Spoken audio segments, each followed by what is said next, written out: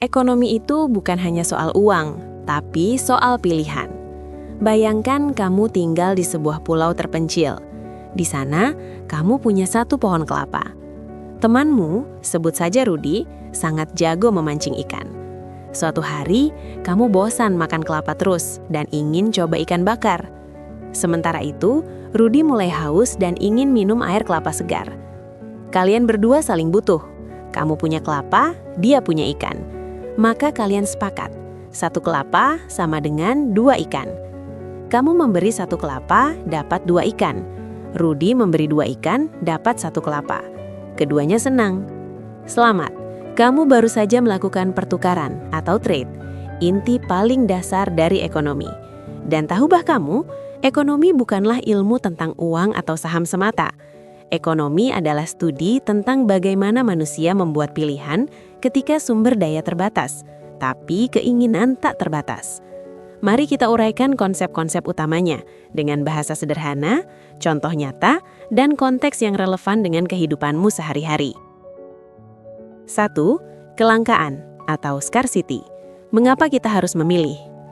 Kelangkaan adalah fondasi semua masalah ekonomi.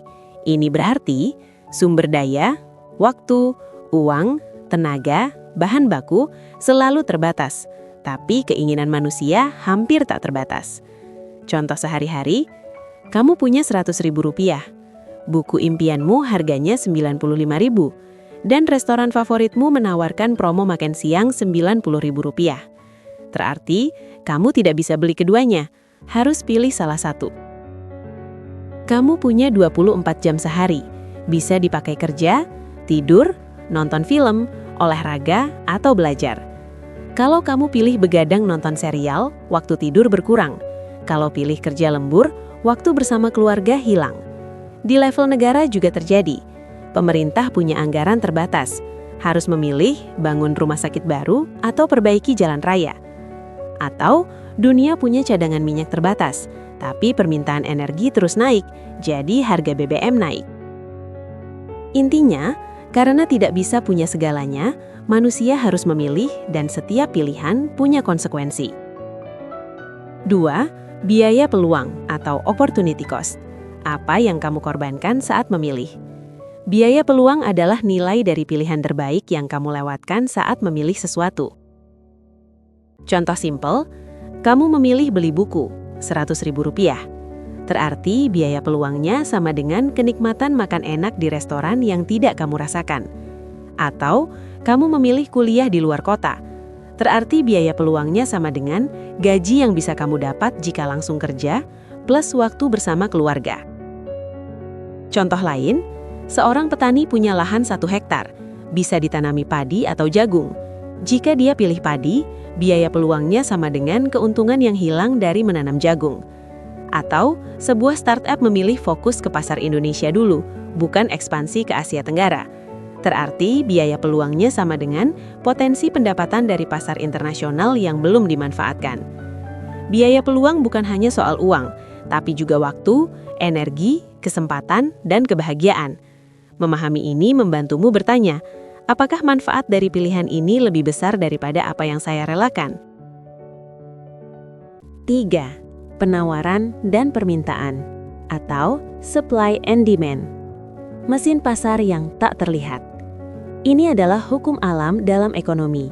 Ia menjelaskan mengapa harga naik atau turun, dan bagaimana barang jasa didistribusikan. Permintaan atau demand. Seberapa banyak orang mau dan mampu membeli suatu barang pada berbagai harga. Hukum permintaan, semakin murah harganya, semakin banyak yang mau beli. Contoh, diskon 50% di e-commerce, barang ludes dalam hitungan menit. Atau tiket pesawat murah akhir pekan, banyak orang liburan. Penawaran atau supply. Seberapa banyak produsen mau dan mampu menjual suatu barang pada berbagai harga. Hukum penawaran, semakin mahal harganya, semakin banyak yang mau jual. Contoh, harga cabai naik dari Rp30.000 per kilogram jadi Rp80.000 per kilogram. Petani panen lebih cepat, pedagang cari stok lebih banyak. Atau harga emas naik, penambang tambah produksi, toko emas lebih aktif beli emas bekas. Titik keseimbangan. Equilibrium. Saat jumlah yang diminta sama dengan jumlah yang ditawarkan. Disinilah harga pasar terbentuk secara alami. Contoh nyata, saat musim hujan, pasokan sayur melimpah, harga turun.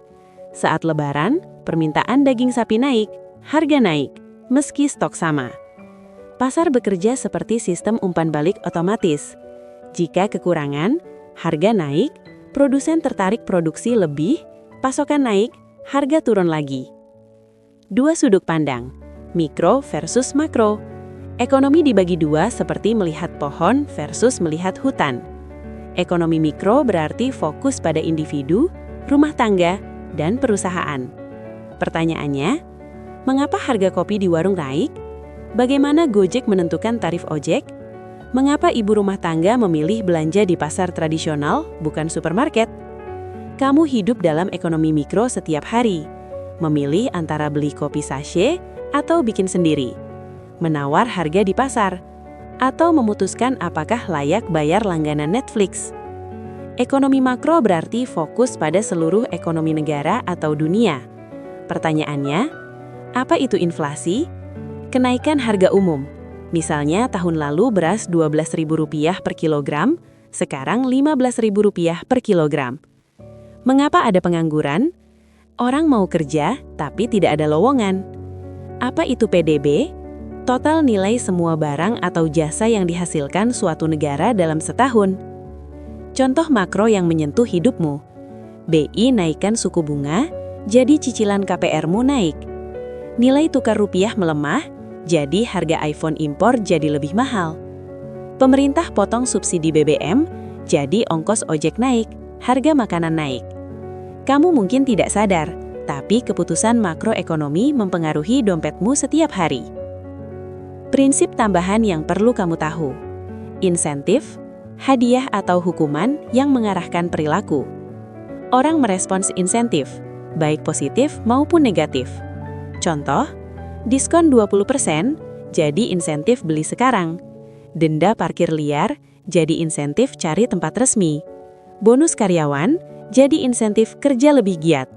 Subsidi listrik untuk golongan miskin, jadi insentif hemat energi dan kurangi beban. Ekonomi percaya, ubah insentifnya, maka perilaku akan berubah. Trade-off, tidak ada makan siang gratis. Setiap keputusan adalah kompromi. Liburan ke Bali sama dengan uang tabungan berkurang. Kerja lembur sama dengan penghasilan naik, tapi stres meningkat. Pemerintah bangun LRT sama dengan transportasi lebih baik, tapi anggaran pendidikan dikurangi. Having it all itu ilusi. Yang realistis adalah memilih prioritas. Pasar, tempat pertemuan pembeli dan penjual. Pasar bisa berupa pasar tradisional, Tokopedia atau Shopee, bursa saham untuk surat berharga, atau platform freelance untuk jasa. Fungsi pasar mencocokkan siapa yang butuh dengan siapa yang punya secara efisien. Bagaimana mulai berpikir seperti ahli ekonomi? Kamu tidak perlu jadi ekonom profesional, cukup latih mindset ekonomi. 1. Saat belanja, tanyakan, apa biaya peluang dari uang ini? Apakah ini pilihan terbaik? 2. Saat lihat harga naik atau turun, tanyakan, apa yang terjadi pada penawaran dan permintaan? 3. Saat dengar kebijakan pemerintah, tanyakan, insentif apa yang diciptakan, siapa yang diuntungkan atau dirugikan? 4. Saat merencanakan masa depan, pertimbangkan, apa trade-off antara waktu, uang, dan kebahagiaan? Penutup, ekonomi adalah alat untuk hidup lebih bijak. Ekonomi bukan tentang rumus rumit atau grafik yang membingungkan. Ekonomi adalah cara berpikir logis tentang pilihan, konsekuensi, dan nilai. Dengan memahami dasar-dasarnya, kamu bisa mengatur keuangan pribadi lebih cerdas, memahami berita ekonomi, inflasi, suku bunga, nilai tukar, mengkritisi kebijakan publik, bahkan menjadi wirausahawan yang lebih strategis.